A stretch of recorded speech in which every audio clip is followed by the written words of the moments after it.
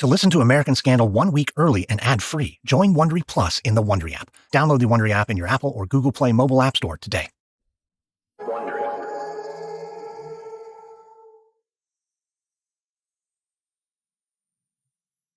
It's the evening of February 9th, 1950, in Wheeling, West Virginia. A large sedan rumbles through the streets of the small city. The car rounds a corner and comes to a stop in front of a brick building, the McClure Hotel.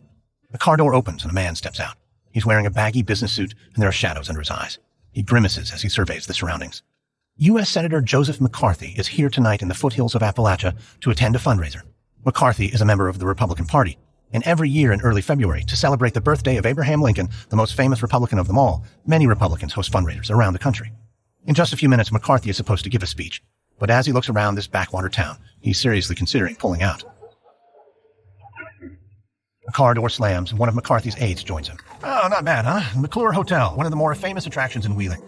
If you're curious, it used to be the capital of... I don't need the history lesson. Look at this. What the hell are we doing here? We should be in Madison, on the steps of the state capitol. Well, sir, I know that you would have preferred to be in Wisconsin. Yeah, because I'm a U.S. Senator from Wisconsin. Sir, you're the junior senator from Wisconsin. McCarthy feels his blood boiling. It's true, he is the newer of the two senators from Wisconsin. But when he first came to the Senate, everyone treated him like a bright young star.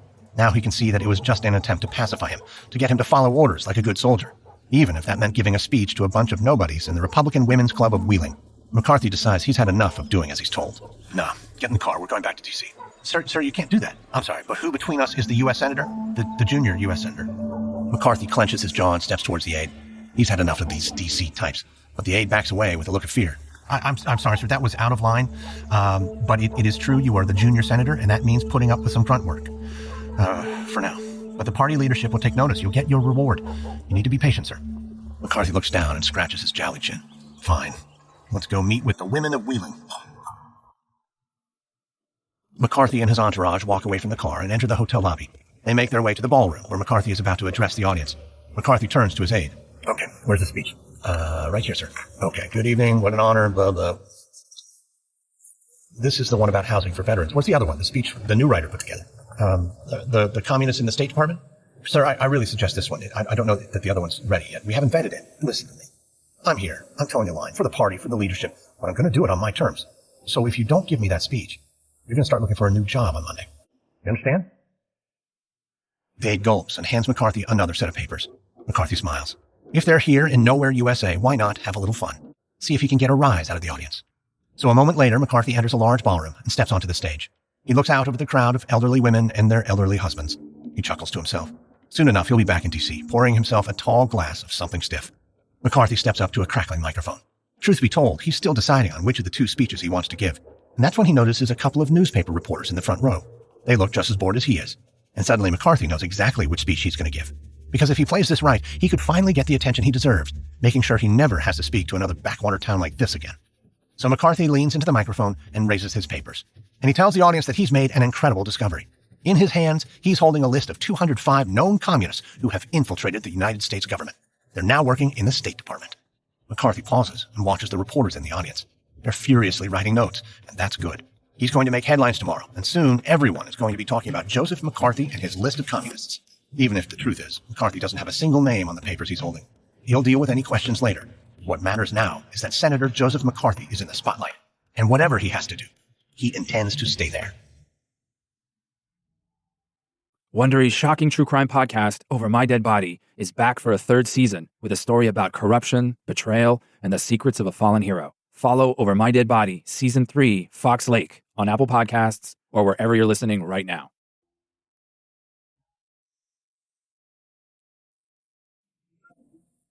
From Wondery, I'm Lindsey Graham, and this is American Scandal.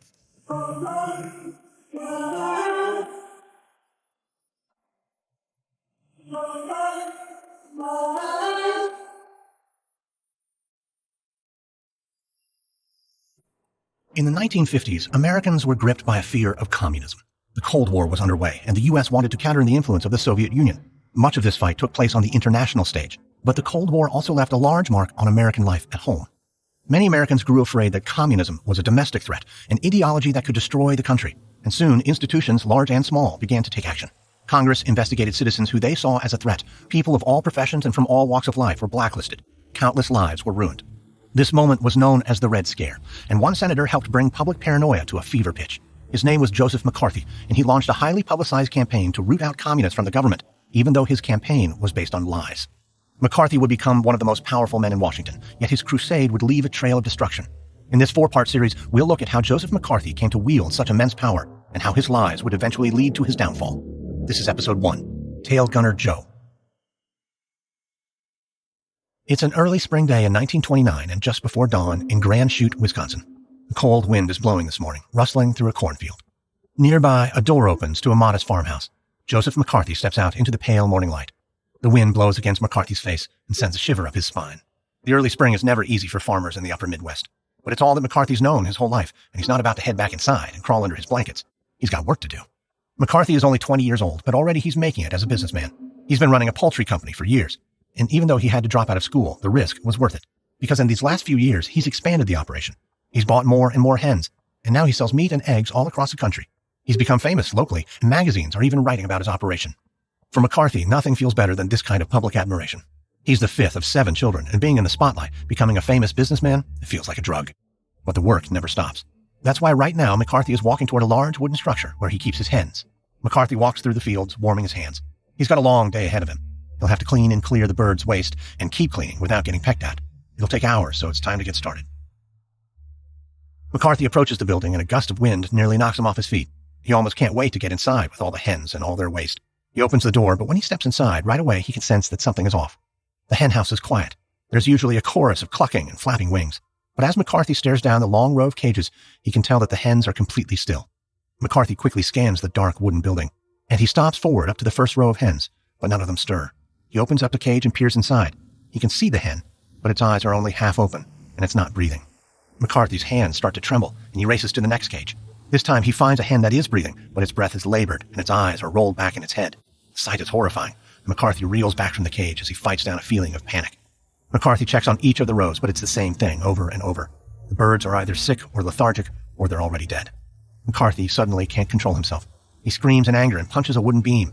Then he walks over to a stool and rests his face in his hands. It's obvious what happened. Some sort of illness must have spread through the flock. One of those parasites he's read about. He can't believe it. He doesn't know how he could have missed the warning signs. But right then, McCarthy hears the stir of movement. He glances over at the far corner of the hen house. Several of the hens there are moving around. They look normal and healthy. McCarthy races over and looks at the birds with a desperate hope. Maybe not all's lost. Maybe these birds are still in the early stages of the disease. Maybe he can save them. McCarthy grabs some feed and a bucket of water. He returns and lays them down gently, but the birds barely seem to notice. McCarthy waits, his hands trembling. A minute passes and then another, but no matter how long he waits, the birds won't eat. They won't drink. McCarthy racks his brain, trying to think of something he can do, but deep down he knows it's too late. He's going to lose his entire flock. All his money. All of his work. It was for nothing. He gives a strangled cry and kicks the wall. Then he sinks to the floor. As he sits in the filthy dust, McCarthy is filled with regret. For years, he's taken all of his profits and he's made his business bigger and bigger. He bought more birds and he expanded his sales. It was like an addiction that he couldn't give up. He wanted to be bigger and better than everyone in this vast stretch of farmland in the upper Midwest. But he should have known better. One day his mother warned him to be modest. She worried that he was leading a life of sin and that he would ultimately hurt himself. As McCarthy sits on the floor of this silent henhouse, he realizes that maybe she was right. He was flying too close to the sun. McCarthy rises and exits the henhouse. The cold wind stings his nose and eyes. McCarthy looks out over the young cornfield, out into the distance where the sun has just begun to rise. And all at once it hits him. This phase of his life is over. He was foolish to try to be the biggest, the most famous. It's time to lead a quieter life. And it's time to get a more stable job. One that won't destroy him in a single day. It's 7 years later in Shawano, Wisconsin, a small town about 40 miles north of Joseph McCarthy's family farm. Inside a small office, a suntanned farmer sits in front of a desk. He's recounting a bitter dispute with a neighbor. The farmer points to a handwritten contract lying on the desk and explains that his neighbor was supposed to pay him for a pig, but so far the neighbor hasn't given him anything.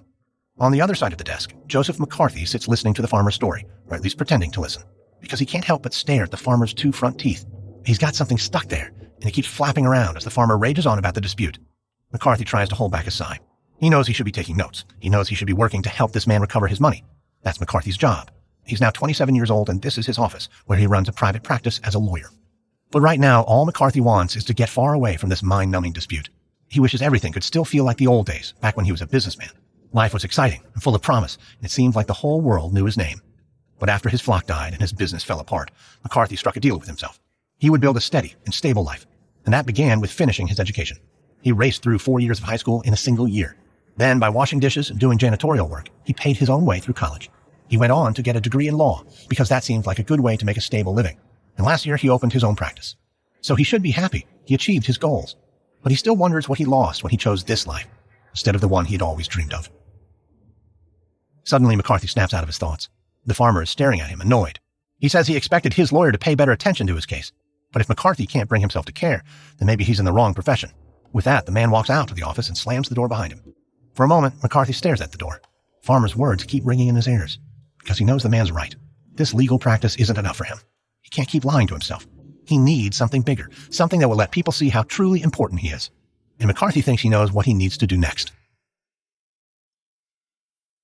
A few months later, Joseph McCarthy parks his car in front of a small storefront in Shawano County, Wisconsin. The place doesn't look like much, just a rundown building with some campaign signs in the window. But for McCarthy, this is the beating heart of a noble cause. This building is the Democratic Party headquarters for Shawano County. This humble group is on a mission, one that's captured in a banner sitting out front. It reads, "Re-elect Roosevelt." McCarthy gazes at the banner with pride. FDR is the hero of the working poor, the kind of people McCarthy comes from. He's a beloved politician, and McCarthy hopes that someday the public will love him just like they love FDR. But he knows that he has to start somewhere, and that's what makes today so exciting. McCarthy enters the building and spots his friend Grover Meisner sitting at a desk with a phone cradled on his shoulder. Like McCarthy, Meisner has gotten deeply involved in local politics.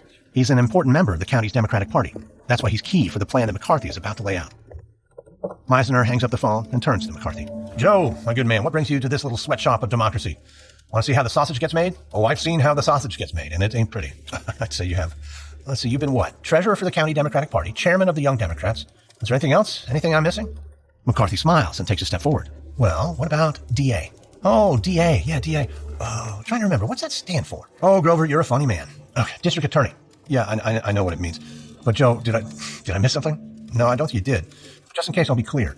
The people haven't elected me as district attorney yet, so I'm going to run in the upcoming election." Meisner looks down and grabs his cup of coffee. He hesitates for a moment as he swirls it around in his mug. Well, Joe, look, I know you're excited about politics, getting involved. You've been doing good work, and there's no question about it. But you got to be honest with yourself. You're new in town. If you want to be DA, it takes time. You have to get to know the people. Well, I'll do that in my campaign. I'll go door to door. That's not the only way you win elections. You're an unknown. Plus, Democrats, we just don't win in this part of Wisconsin. The incumbent is both conservative and very popular. But the voters are wrong. They're stupid if they vote for him. Joe, yeah, I'm sure that's going to be a winning campaign slogan, Joe. You're an idiot if you don't vote McCarthy. No, look, FDR got us out of the Depression. He's got a good platform, and I'm going to run on it. People out here will vote for that." But McCarthy approaches Meisner with a look of focus and determination. "Grover, I need to know I have your support." Meisner looks down as he weighs his words. Then he grins. "All right, you got it, Joe. I'm in."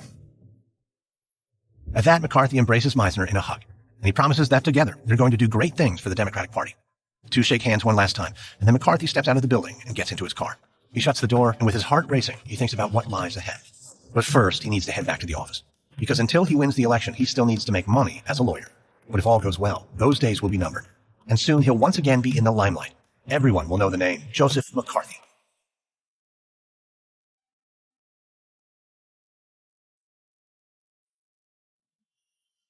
It's November 4th, 1936, and a cold, clear day in Shawano, Wisconsin. McCarthy gets out of his car and closes the door softly. He looks down in humiliation. Car door is painted with the words, "Elect Joe McCarthy." It's a phrase that gives him daggers in his stomach. And then, as McCarthy approaches the campaign headquarters front door, he spots the message again, painted across a large banner. He can't stand to see another one of those signs. And he can't believe that everything has gone so wrong. His friend Grover Meisner warned him that the race for DA would be tough. He said that Democrats don't win in this part of Wisconsin.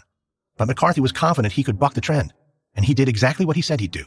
For months, he knocked on doors. He hosted fundraisers. He got to know the locals. He built his political base. But yesterday was the election. And when the results came in, McCarthy felt like he was sinking in quicksand. His opponent didn't just beat him. It was a landslide. And so now, McCarthy wants to grab his campaign materials and toss them in the trash. And he wants to get as far as he can from the Democratic Party. As McCarthy hurries up to the steps of the headquarters, he hears a car door slam behind him. He turns and sees Grover Meisner stepping out into the parking lot. Meisner waves to McCarthy. "Hey, Joe. Thought I might find you here. You want to talk?" "No, not especially. I'm just running in and getting out of here." "Oh, come on, don't be a stranger." "I'm not a stranger. I'm a loser." "Now, if you'll excuse me." "Hey, Joe, no, wait, let's talk." McCarthy stops and turns. "Okay, let's talk. Know what happened? I got walloped. They went for the other guy. The party lost big. Yeah, it was a tough loss. But there's no shame in losing, Joe. It happens. It happens all the time. What matters is you ran a really good campaign. Except that I did not. You did everything you set out to accomplish. Grover, that's exactly it. My mistake wasn't running for office as the new guy. It was that I tried to be honest. I stuck to my principles. Let me tell you something that I learned. You want to get anywhere in politics, you got to give the public what they want to hear. Those people, they didn't care about the New Deal. It doesn't matter what I believe. Joe, what are you talking about? Tell me, what's the point of being in power if you don't have integrity? McCarthy shakes his head and gives Meisner a look of pity. If you lose, it doesn't matter if you have integrity, because you've lost. You're already out. At least if you're in power, you're a winner. A winner. So you think it's okay to lie, to set aside your own principles, as long as you win. There's no glory in being a loser. Okay. All right, Joe. Well, as soon as you're done thinking about glory, remember there's no shortcut if you want to be on top. You've got to get back to work. And that's what I'm going to do. You can join me if you want. Meisner opens the door and holds it for McCarthy. For a moment, McCarthy just stands there, staring at Meisner. But then McCarthy turns and walks back to his car. He's made a decision. He doesn't need to get rid of all those campaign signs. He doesn't need to work with Meisner or the Democrats ever again. He's done with them. But Meisner is right about one thing. It's time to get back to work. Because while he didn't win this election, McCarthy has a plan. He'll run for public office again. But next time, he's not going to take the high road. Joseph McCarthy will do whatever it takes to win. It's a muggy day in the spring of 1944 in the Solomon Islands, an island chain in the South Pacific. The air is full of the sounds of boots stomping through damp soil and aircraft flying overhead. A canvas tent flaps open, and Joseph McCarthy steps out into the morning sun. He's wearing olive green fatigues and shields his eyes as a bead of sweat begins to drip down on his forehead. McCarthy looks out over the Marine base where he's been stationed during World War II. Then, as he does every morning, McCarthy steps away from the tent and gazes at a sign that he put up, reading, Headquarters, McCarthy for U.S. Senator. The sign makes him pretty proud. Years ago, McCarthy suffered a humiliating loss in a race for district attorney in Wisconsin. And while he didn't give up on politics, he did give up on the Democratic Party. He decided to run for circuit judge, and after running a merciless campaign, he finally won an election. Afterward, McCarthy felt strong and confident, and he realized he could probably win anything if he tried hard enough. Still, he needed some way to stand out above the crowd. And that's when the idea hit him. He should be fighting in World War II. The headlines would be spectacular. A sitting judge dodging bullets. With that public storyline, there'd be no stopping him. That's why McCarthy is here now in the South Pacific. He's a Marine and on the front lines of the war. He thought it was the perfect place to launch a Senate campaign. All he has to do now is win a primary against the current Republican senator. And to do that, he just needs a little attention. So McCarthy sits down and begins drafting a letter. He plans to mail it to an associate back home. It'll detail his heroics in the war and paint a flattering picture of Captain Joe McCarthy. The associate can then use this material to get some attention in the media. But just then, McCarthy hears someone bark his name. He turns around to find one of the pilots in his squadron, staring at McCarthy. The pilot asks McCarthy if he's told any good lies lately. McCarthy sets down his pen, asks the pilot what he's talking about. The man steps forward and says he knows what McCarthy's been telling the newspapers back home, saying he's a tail gunner, claiming he's flying on airplanes and shooting down enemies. The pilot steps closer and tells McCarthy that he's a damn liar. He's an intelligence officer. He's no daredevil. The pilot then spits into the grass and says McCarthy should show a little respect for the guys taking real risks. McCarthy clenches his fists and rises. And then he says that while he may be an intelligence officer, he has volunteered to be a tail gunner. He even flew in combat missions, so he'd like some peace and privacy while he finishes writing his letter. The pilot squints. For a second, he looks like he's about to pounce on McCarthy. He's bigger and stronger. McCarthy doubts he could handle the man. But then the pilot spits again and says he knows the truth. McCarthy volunteered for a few easy flights, but that was just so he could pretend to be a real soldier. And he's heard that McCarthy is now calling himself Tail Gunner Joe. The pilot cracks his knuckles and steps even closer. McCarthy can see the stubble on the man's chin. His chest tightens as he gets ready for a fight.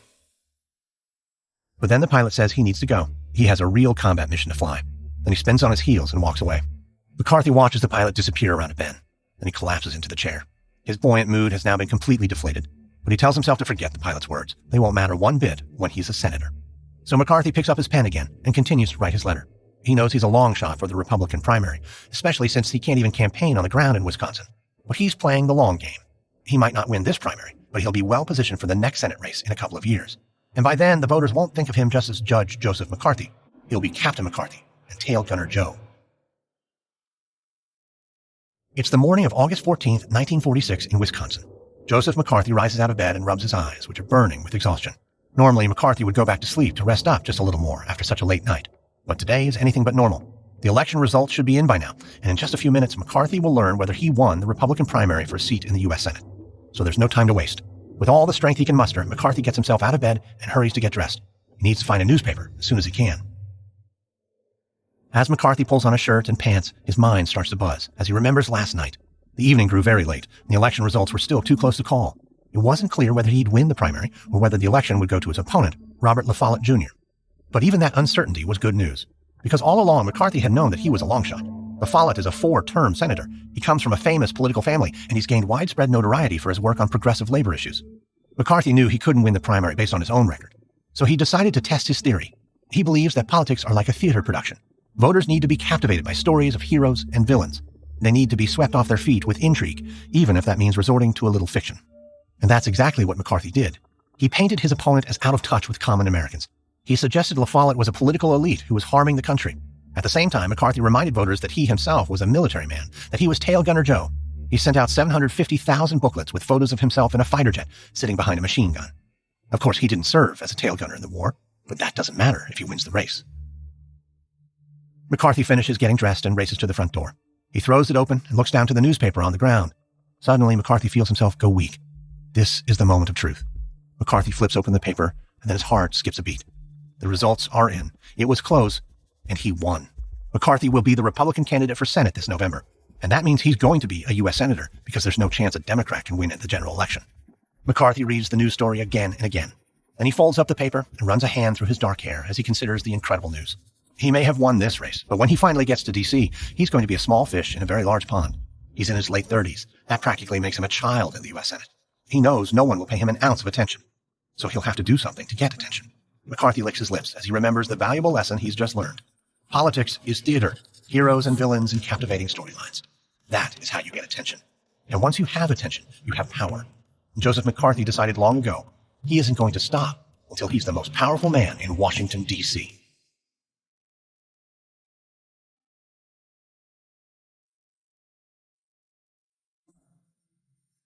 It's December 1946 in Washington, D.C. Joseph McCarthy is climbing a steep staircase, one that seems like it'll never end. McCarthy keeps pushing, climbing higher, his breath growing more and more labored. He's just about to take a break when finally he reaches the top. And it's there that something else entirely takes his breath away. It's the dome of the U.S. Capitol building. McCarthy stares, full of wonder. It's a marvel of neoclassical architecture, looking like some kind of Greek or Roman temple. And it's about to be Joseph McCarthy's new place of work. McCarthy looks around the front of the Capitol and spots important-looking people walking and talking quickly, scribbling notes, flipping through documents. The Capitol is buzzing with action, and all at once it fully hits McCarthy. He made it. He's about to be a U.S. Senator. Yet something feels wrong. And then McCarthy realizes that no one seems to notice him. It's true, he's technically not yet a member of the Senate. Next month, he'll be sworn in as the junior senator from Wisconsin. That'll make him one of the most famous men in the country. But right now, no one's looking at him.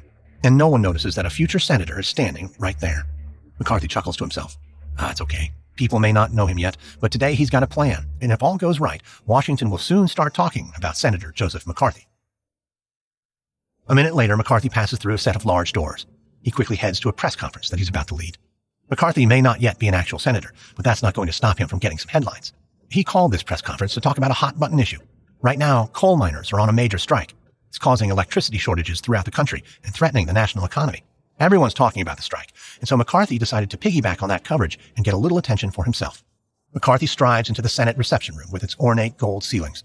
It's packed with journalists. McCarthy feels himself glowing as he heads to the podium and begins addressing the reporters.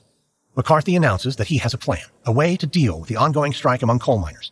McCarthy looks out at the reporters and then says that the leader of the Coal Workers Union should be drafted into the Army. And not just the union leader. Every member of the coal union should be drafted. McCarthy pauses and notices the room beginning to stir. Then a reporter laughs out loud and says that the senator-elect can't actually be serious. Coal Workers Union has almost 500,000 members. McCarthy knew that the reporters might be dismissive. But to get attention, sometimes you have to double down. And so McCarthy responds to the reporter and says that his plan is the only way to settle the strike.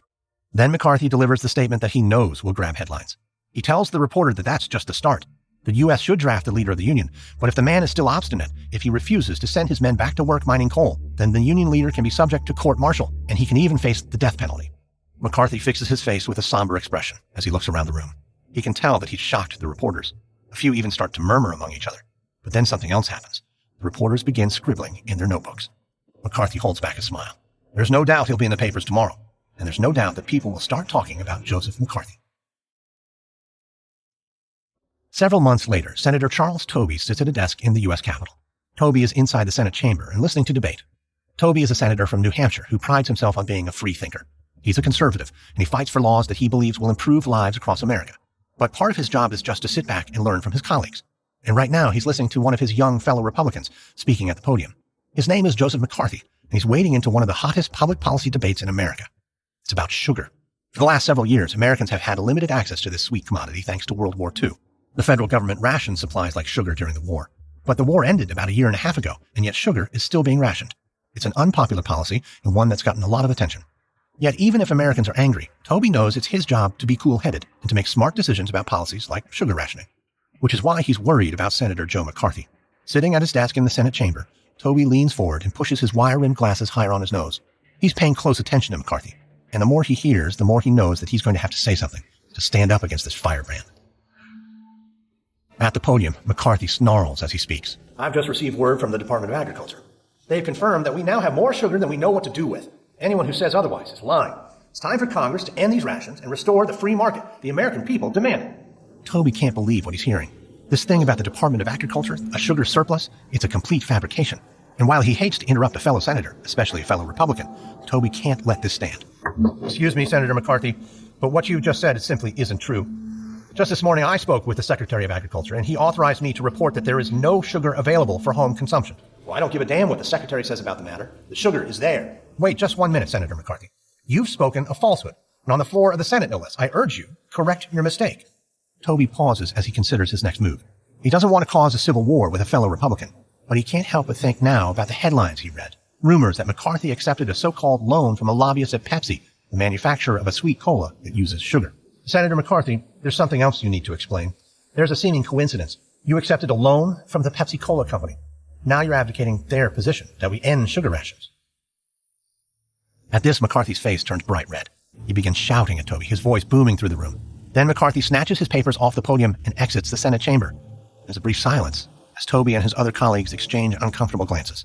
Still, Toby knows that he was right to challenge McCarthy and to question his loyalties. It's the duty of every senator to stand up for what's right and true. But Toby isn't sure that McCarthy holds these same values, and he doubts that this is the last time he'll have to rebuke the young hothead from Wisconsin. It's late February 1950, about 3 years later. Joseph McCarthy is rushing down the long, carpeted corridor that leads to his Senate office in Washington. He feels driven and jolted with energy, because he has a big announcement for his staff about something that's going to change his life and all of theirs. As McCarthy stalks through the hallway, he grins and thinks back on the last week.